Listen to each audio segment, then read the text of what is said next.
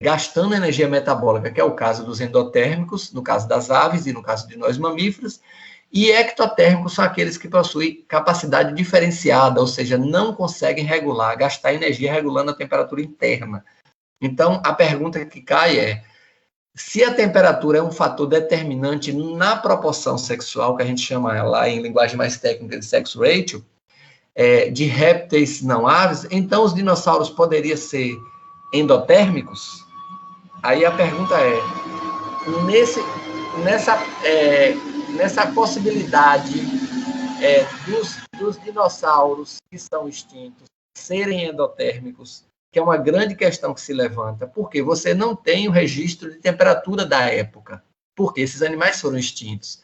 Então, como é que se pode afirmar que eles tinham a temperatura do corpo regulada como a gente ou como as aves, né?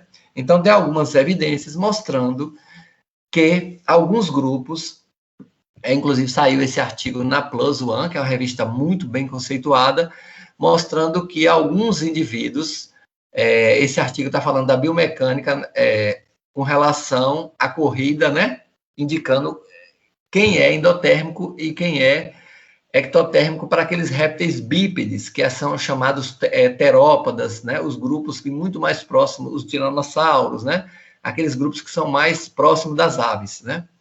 Então, aqui diz assim, na conclusão do artigo, né? Eu traduzi aqui no Google mesmo, os resultados suportam a hipótese de que a endotermia foi generalizada em pelo menos dinossauros não avianos maiores, ou seja, aqueles grandes répteis ou grandes dinossauros que foram extintos, há algumas evidências hoje, estudos, mostrando que esses animais tinham uma capacidade de endotermia, em outras palavras, uma capacidade de gastar energia para regular a temperatura do corpo.